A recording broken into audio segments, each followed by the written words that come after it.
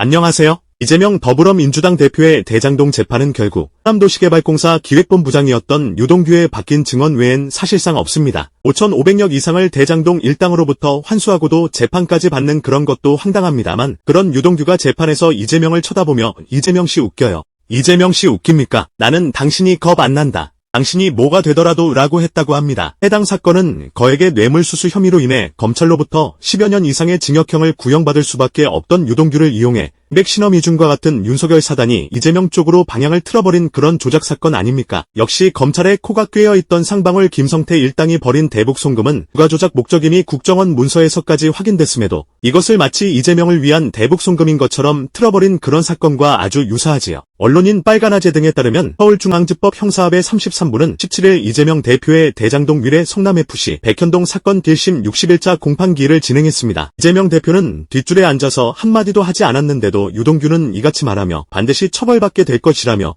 이재명을 공격했다고 합니다. 이재명 대표가 뒷줄에 앉은 이유는 유동규가 이재명 얼굴 보기 싫다고 한 요청을 받아들여서라고 하는데요. 유동규는 그러면서도 열심히 이재명을 쳐다보긴 했던 게 분명해 보입니다. 유동규는 내란 숙의 윤석열이가 불법 계엄령을 선포한 지난 3일 공판에선 공판 30분 전에 아프다라며 전화로 통보하곤 출석하지 않았다고 합니다. 그러나 지난 6일 열린 공판에서 유동규는 이재명이 출석하지 않았다는 이유로 너무 특혜가 아닌가 생각한다. 법 위에 존재하는 건지 모르겠다라고 우겼다고 합니다. 당시 윤석열의 2차 계엄령 발동 가능성 그리고 탄핵 소추안 표결로 인해 출석할 수 없던 상황인데도 말입니다. 유동규 자신이야말로 공판에 출석하지 않겠다고 전화로 통보한 건 오랜 시간 기다린 재판부든 검찰이든 방청객이든 그야말로 엿먹인 거 아닙니까? 자신이야말로 법 위에 있다는 걸 선포한 거 아니었나요? 또 지난 10일 이재명이 역시 내란 상설특검 처리 등을 위한 국회 본회의를 이유로 오전엔 재판에 출석하고 오후엔 출석하지 않은 데 대해서도 유동규는 기재명 없이 증언 안 하겠다라고 했다는데요.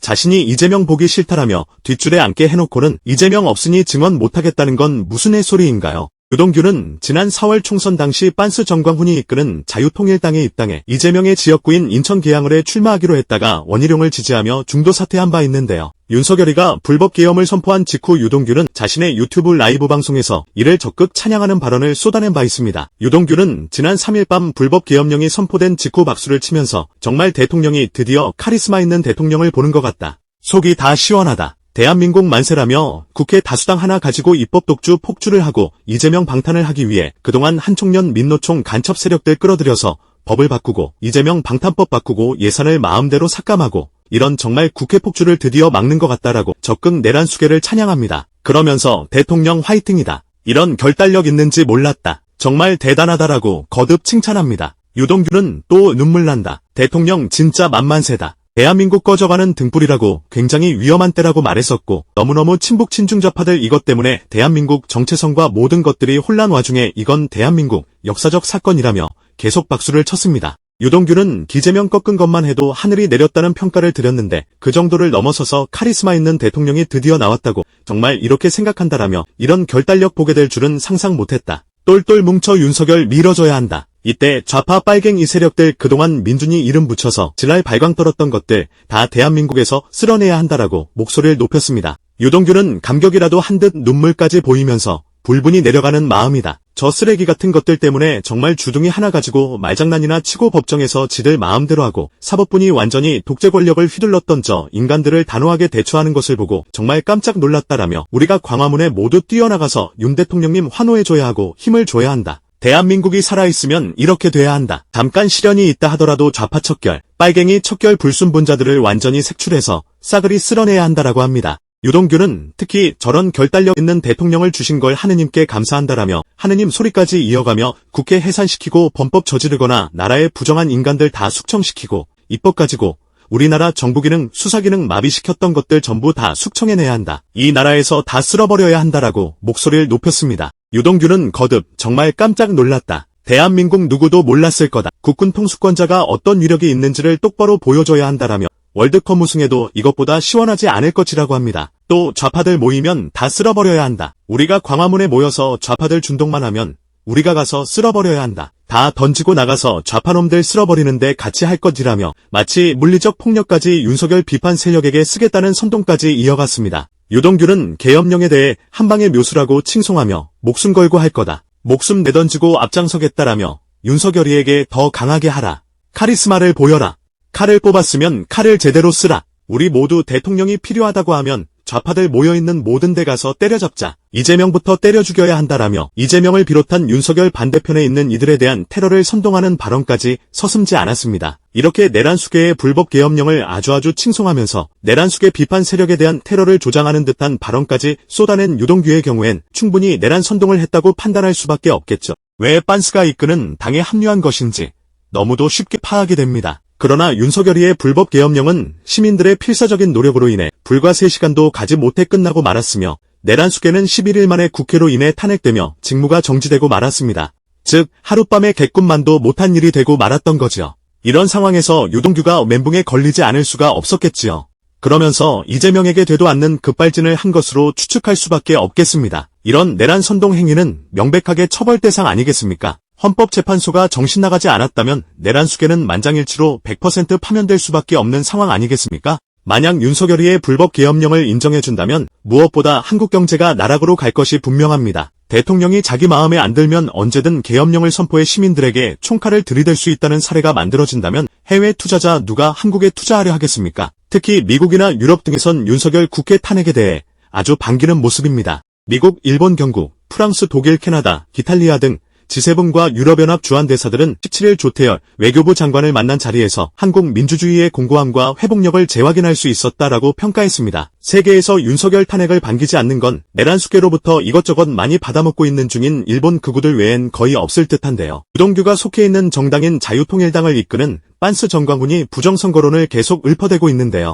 이는 내란수계가 계엄령을 선포한 이유와 결이 닿아 있습니다. 지난 4월 총선에서 국힘이 100석을 겨우 넘는 결과로 참패하자 북한 등에서 중앙선관위원회 선거 시스템 해킹 데이터 조작을 한 거이라는 친윤수구 유튜버의 뇌피셜을 그대로 신뢰하고 부장한 계엄군을 선관위로 대거 투입한 것이었습니다. 물론 최종 목표는 총선 결과를 뒤집으려 했던 것임이 뻔하지. 내란수계가 이런 행위를 단행한 데는 빤스 정광훈 일당 등이 배경에 있다고 해도 절대 과언이 아닙니다. 결국 내란 사태를 촉발한 원인에 저들이 있기에 강력 처벌이 불가피할 수밖에 없는 것입니다. 정광훈은 지난 16일 오전 자유통일당 당사에서 기자회견을 열고 당선된 민주당 192석 좌파 야당들 중 절반은 가짜라고 우겼습니다. 정광훈은 올해 총선의 부정선거를 확신한다라며 지난 주말 광화문에 모인 모든 사람이 자유통일당 당원들인데 그럼에도 지난 총선 비례표가 64만 표밖에 안 나왔다. 이걸 누가 인정하겠느냐라고 우겼습니다. 자유통일당은 22대 총선에서 비례대표 정당 투표에 64만 433표를 얻으며 의석 확보가 가능해지는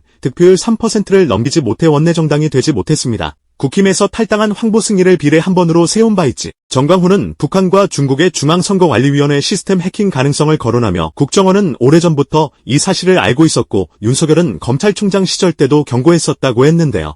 이런 입장은 윤석열이의 12일 대국민담화와 아주 유사합니다. 윤석열은 당시 대국민담화에서 국정원 직원이 해커로서 해킹을 시도하자 얼마든지 데이터 조작이 가능하였고 방화벽도 사실상 없는 것이나 마찬가지였다라며 비밀번호도 아주 단순하여 1, 2, 3, 4, 5 같은 식이었다. 어떻게 국민들이 선거 결과를 신뢰할 수 있겠느냐라고 문제 삼았는데요. 이는 2020년 총선 때부터 부정선거를 민경욱과 함께 외쳐대고 있는 황교안이 자신의 유튜브 방송에서 말한 것과 정확히 일치합니다. 이에 취재진들이 정광훈에게 부정선거가 사실이라면 윤석열이 당선됐던 선거도 조작 가능성이 있는 거 아니냐고 질의하자 그건 아니다라고 했습니다. 윤석열 정권 하에서 치러진 22대 총선은 부정선거지만 문재인 정부 하에서 치러진 20대 대선은 부정선거가 아니라는 것이라고 우기는 것입니다. 20대 대선 당시 중앙선거관리위원장은 문재인 정부 시절에 임명된 노정희 전 대법관이었고 22대 총선 당시 선관위원장은 윤석열 정부 시절에 임명된 노태학 전 대법관이었는데 말입니다. 선관위 역시 윤석열 일당이 장악하고 있는 기관임이 분명할 텐데 민주당 쪽에서 어떻게 비밀리에 매수라도 했다는 것입니까? 실제 총선을 앞두고 발표된 여론조사들을 종합해보면 국힘이 100석 얻는 것도 거의 불가능하다고 확신했었습니다.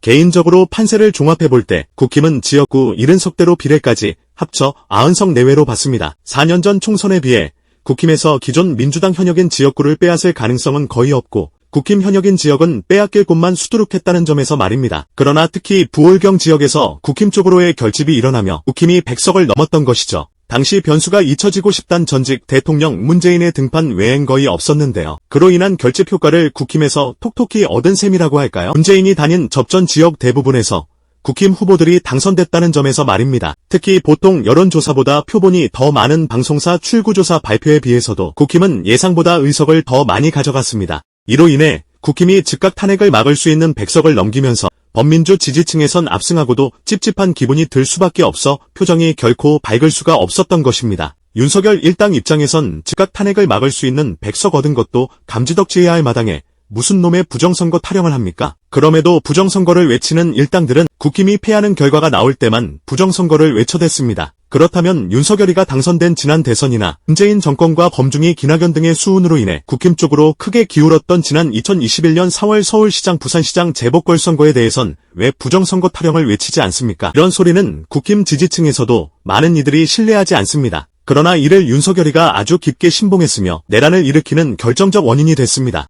이 사실은 공동 내란 수괴인 전 국방부 장관 김용현 역시 자백하지 않았습니까? 빤스 정광훈 일당을 한낱 웃음거리로 치부했었지만 이들이 진짜 내란의 원인까지 제공했다는 점에서 저들에 대한 강력 처벌은 필수적이겠습니다. 저들을 그냥 내버려뒀다간 국힘이 선거에서 패할 때마다 부정선거론이 계속 퍼지면서 사입 이종교처럼 시민들을 혹세무민하지 않겠습니까? 이석기 전 통진당 의원이 녹취록 조작기 확실해 보이는 내란 선동만으로도 징역 9년을 선고받았던 것을 감안하면 저렇게 내란 선동을 대놓고 하는 중인 빤스 길당에겐 징역 몇 년이 적절하겠습니까? 오늘도 감사합니다. 늘 건강하십시오.